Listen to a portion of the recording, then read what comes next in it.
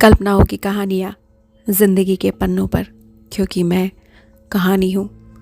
खूनी दरिंदा, a murder mystery, suspense and thriller story, भाग 5, तहकीकात। इंस्पेक्टर ने उस संगमरमर के बने चबूतरे को बड़े ध्यान से देखा जिस पर भगवान राम की मूर्ति उनके परिवार के साथ स्थापित थी। उस चबूतरे के ऊपर जगह जगह काले पीले कई धब्बे दिखाई दिए।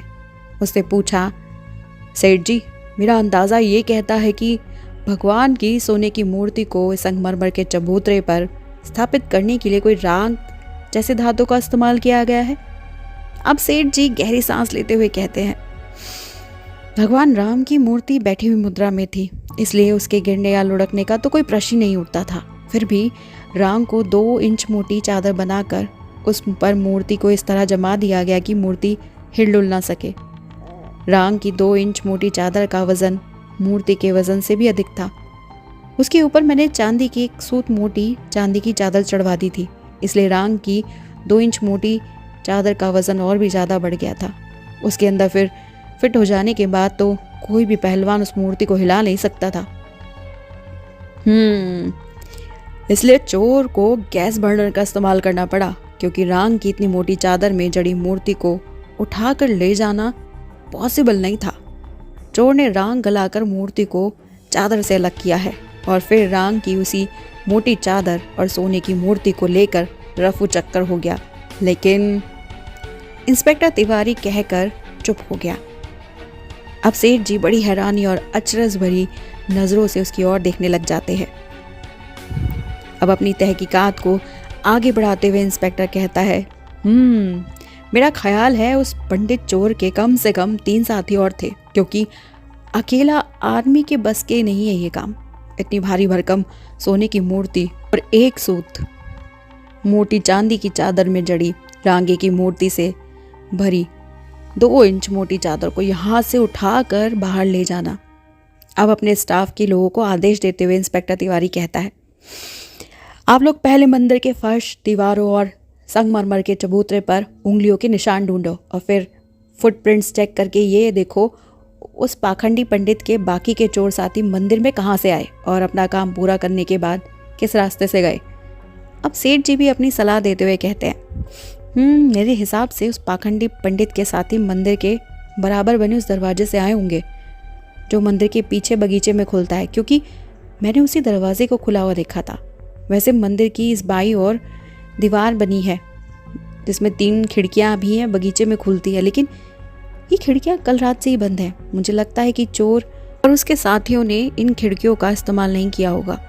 अब फॉरेंसिक एक्सपर्ट ने मंदिर के फर्श पर पाए गए पैरों के निशानों के सहारे सहारे चलते हुए बंगले के बगीचे को पार करके उस जगह को दाई दीवार के पास जाकर रुक जाता है। वो दीवार लगभग 4 फीट ऊंची थी। उसकी मुंडेर पर 2 फीट ऊंची नुकीली सलाखों की रेलिंग लगी हुई थी, जिसे रंग बिरंगे फूलों से बाहरी बेलों ने अपने आप में छिपा रखा था। इस रेलिंग के लगभग 1 से 1.5 फुट चौड़े हिस्से की बेलें और फूल कुचले और टूटे हुए थे। अब इंस्पेक्टर तिवारी ने इन बेलों को देखते हुए कहा, चोर इसी रास्ते से मूर्ति और रांग की उस मोटी चादर को लेकर इस बंगले से रफू चक्कर हुए हैं।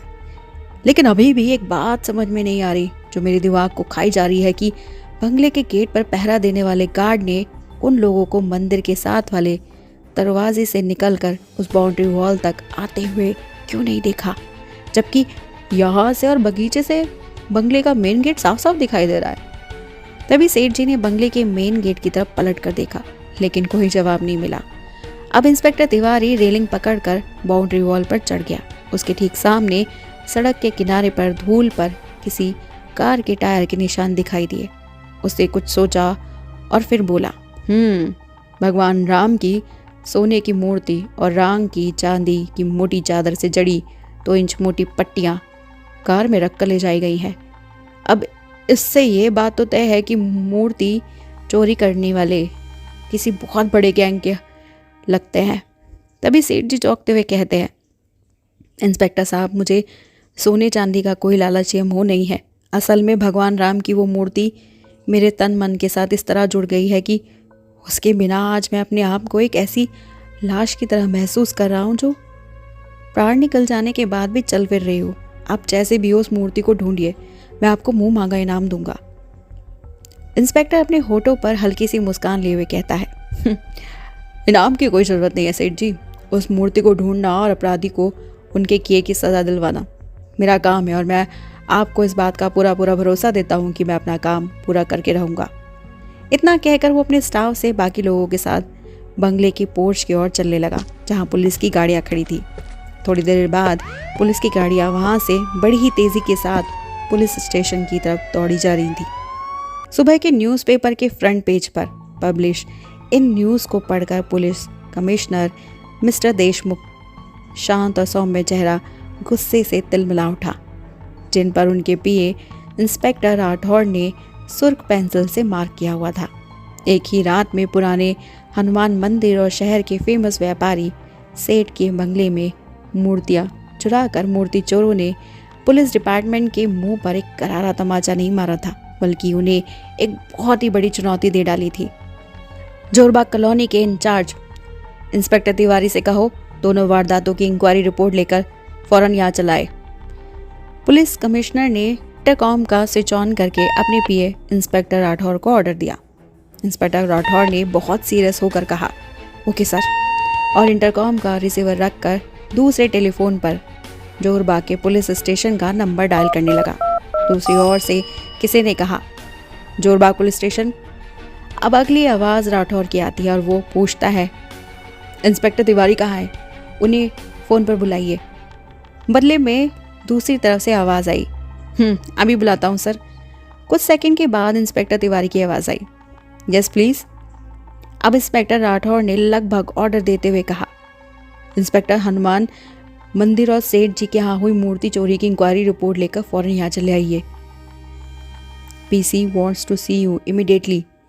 अब इंस्पेक्टर तिवारी ने ऑर्डर फॉलो करते हुए कहा, okay sir, I am reaching in few minutes, और इतना कहकर फ़ोन रख दिया। अब इंस्पेक्टर तिवारी ने आज की हुई रहस्यमय चोरी की फाइल्स उठाई और फटाफट अपनी गाड़ी में जाकर बैठ गया।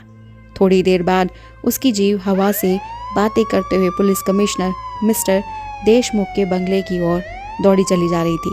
अब दूसरे ही पल इंस्पेक्टर तिवारी मिस्टर देशमुख के घर पहुंच गया और जाते ही दोनों फाइल्स उनके हाथ में थमा दी। और अब अगले ही पल कल रात हुई दोनों चोरियों की वारदातों की इंक्वायरी रिपोर्ट उनके हाथ में थी और रिपोर्ट्स को बड़ी ध्यान से पढ़ा। दोनों ही जगह पर मूर्तियों की चोरी बहुत सस्पेंसफुल और बड़ी ही प्लानिंग के साथ की गई थी। दोनों ही जगह पर चोर अपना कोई ऐसा सुराग नहीं छोड़ गए थे जिसको लेकर आगे परेशानी उठानी पड़े। दोनों ही क्राइम स्पॉट पर पैरों पर और उंगलियों के निशान पाए गए थे, लेकिन अगर अपराधी नए नए हुए तो इन निशानों का भी मिलना भी बेकार था, क्योंकि पुलिस डिपार्टमेंट के पास केवल उन्हीं अपराधियों की उंगली और पैरों के निशान है जो स्वभाव से अपराधी थे। अब पुलिस के सामने ये क्या गोल गोल जलेबी जैसी पहेली आ गई, ना कोई पुख्ता सबूत और इतनी बड़ी चोरी। क्या वाकई में पुलिस पता लगा पाएगी इन सब के पीछे कौन है और उसका क्या मकसद है, या फिर कोई ऐसा शामिल है इसमें जो सामने होते हुए भी नहीं है? सवालों से भरी इस कहानी को जानने के लिए जुड़े रहिएगा इस कहानी के अंत तक। खूनी दरिंदा।